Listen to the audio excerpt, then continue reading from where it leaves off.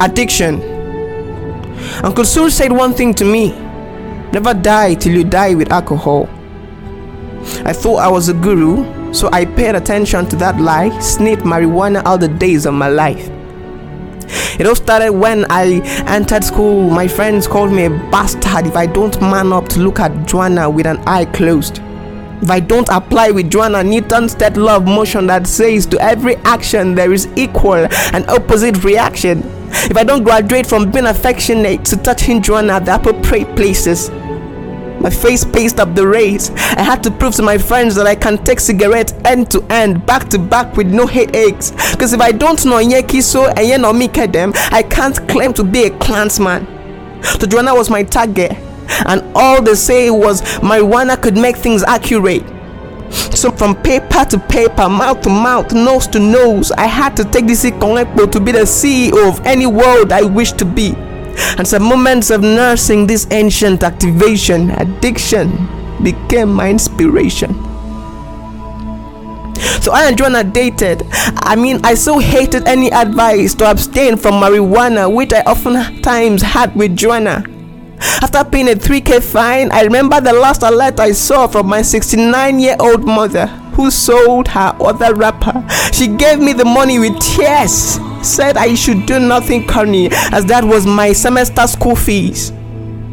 She said it with fear in her eyes, and immediately Joanna came with lies, telling me her brother is so sick and she would be kicked out with moody cries. I saw another time to open leg, so I gave her my semester school fees to rule her body fiesta. Joanna lied. Joanna Nkabrank. A week later, I gave her my school fees. I realized she missed her egg so much that she had to appease him with my school fees. Imagine that.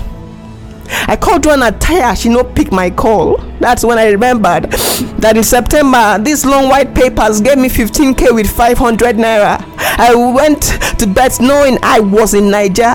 My libraries became full with papers of no color than white. As if I studied Bet Niger. Then my batteries became addicted to that PSG versus Aqua United match, as I was afflicted with the addiction of gambling. So I managed to merge some white papers together, got some wages, and I bought an Android phone. It arrived from this curiosity of seeing Joanna on Facebook, as the least likes she had was 2K. This didn't make me face my book.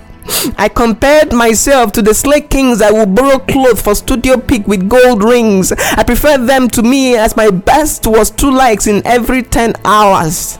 My Instagram account could carry me with a little gram. My Twitter accounts gave me depression, as someone would reply to my smiling teeth that the gum between my teeth could hold the walls of Jericho from falling, as they were too black and dirty.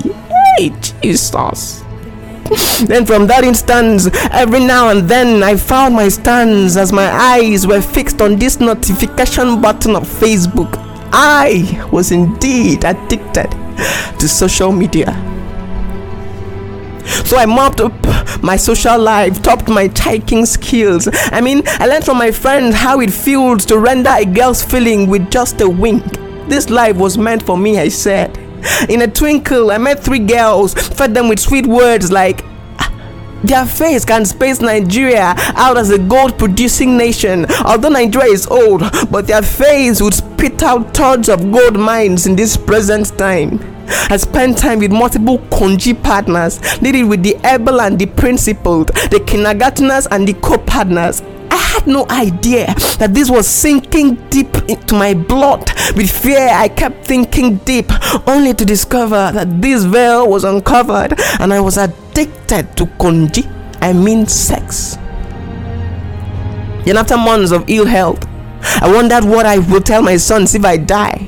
That I was kicked out of school with a stick because I had a 1.2 GPA. This negative one that led me to the hospital.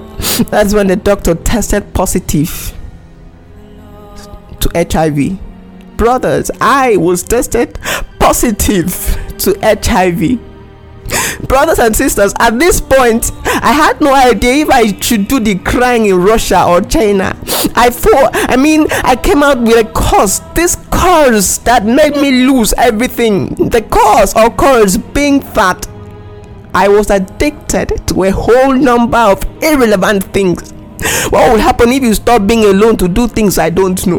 What will happen if you stay a day without phone? What will happen if all the white papers in your room turn to exam papers with good results? You go die. Brothers and sisters, brethren in the Lord, my last words are these: give no chance to addiction. It kills like benediction, and lastly makes your life a tragic story to learn from. Victor Bassey, can be reality.